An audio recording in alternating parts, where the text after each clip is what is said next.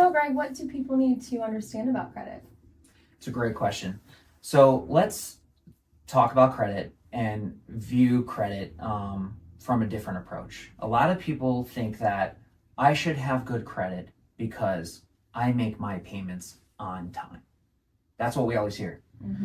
Or I don't understand why my credit score isn't higher. I'm always on time with my payments, right? Mm-hmm.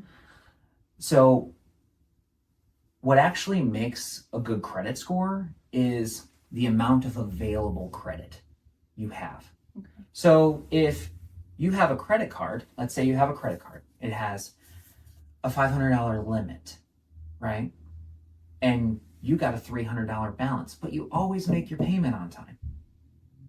You're actually causing your credit to be bad by carrying a balance on the card.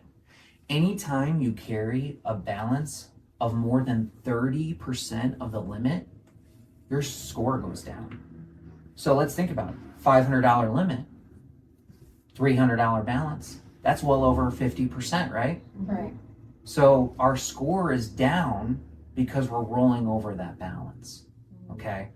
So additionally, the more credit you have available to you also increases your score. So you have one credit card, let's say you have several credit cards, okay? And what they're actually viewing is how much available credit you have amongst all of your credit cards or your lines of credit or your mortgage. You know, they're looking at what's your available credit and how much usage you have on all of your credit. And so if you're running it past that 30%, that's why your score is down. Mm-hmm. Okay. And so what we try to do at Neo Home Loans is we look for opportunities to increase your score. So if a credit score is holding you back from buying a home, we actually have a what if scenario that we can run on your credit to show, hey, you pay this down and you take out an additional card. Don't put any money on it, of course. Mm-hmm. Raises your score from 600 to 650. Raises your score from 620 to 680.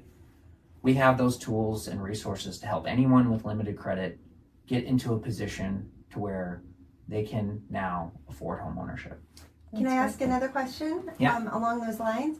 So following your what if scenario that you're able to plug in and you take a couple of actions that could recommend, what's the timeline that you'd see those changes from the point those actions are taken? Great question. So it is a little bit of work, but we're not talking 3 or 6 months here, okay? We're talking a few weeks, okay? You do have to get the items you want paid down, right? But then additionally, in order for us to do what's called a rapid rescore, you have to get a letter from the creditor, an actual letter, not a statement, and has to say, you know, John Smith, account number ending in balance is now 0. Okay. We submit that to the credit bureaus and they can take a week to make the changes. Mm-hmm. Sometimes though, it's like 48 hours though. I've seen it. It just depends on how backed up they are. Mm-hmm. But again, they get the letters in a week. We send it off and we can make the changes. Kessie and I actually had a client. We did. And we got it done in less than a week, right? Yeah, I think it was like 4 days. 4 days. Yeah, that's amazing. Yeah. Yeah. Mm-hmm. So from the time they paid it down to the time that we got the rescore, it was 4 days. 4 days. Yeah. Now, doing a rescore, that in itself doesn't affect it, does it? Because I know a lot of people are apprehensive, even going into getting a home loan because of that initial, the bank checking their credit score. Mm-hmm. They're like, well, that's going to bring it down in itself. Right. So a lot of people don't what's called a hard pull. So to start, actually, we do what's called a soft pull. And soft pulls pull one credit bureau. And because it's a soft pull, it's just a look into what your credit looks like, okay? And it does not affect your score at all. Doesn't reduce the points whatsoever. Now, I will be upfront and let everyone know that if we are trying to do a rapid rescore on anyone's credit, we have to do the hard credit pull, so that we can see everything. Okay. But then if we're reducing the points down with the hard credit pull, there's a plan to get it back up. Right. Yeah. Right. I see. And as long as there's not so many inquiries, that Correct. helps too. Correct. Yeah. Several inquiries do affect your credit, and I see it a lot where people make several inquiries. And so I would say limit your inquiries is a good practice, 3 or less.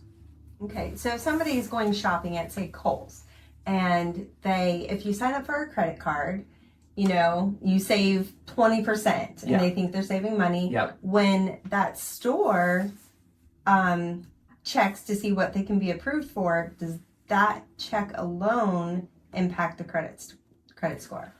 Okay, so once we pull your credit score, and it's a hard pull, right? Your score is intact for 90 days. Cannot be changed or altered, okay?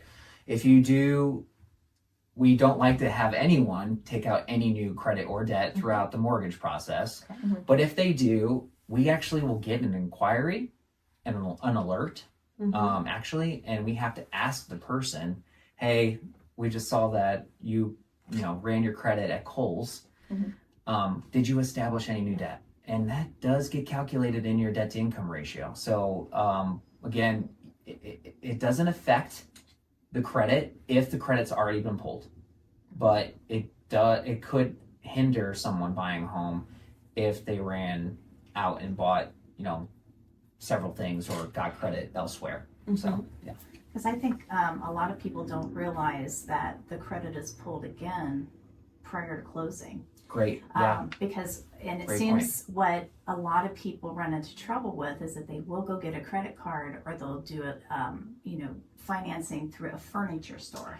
That seems to be the number one thing that sometimes will cause a closing to not happen.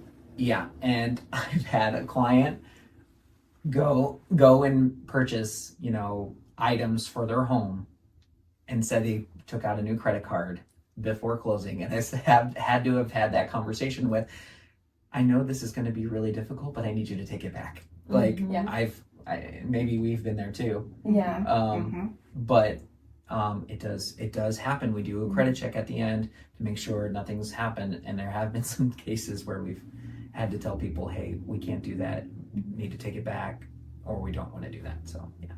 Now, does it make a difference if they're shopping mortgages and they're going to different companies and making those several inquiries on the same, to show that they're shopping?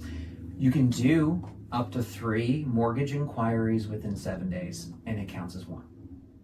But when you're a broker or an advisor and you're looking at multiple, you only do the one pull, correct?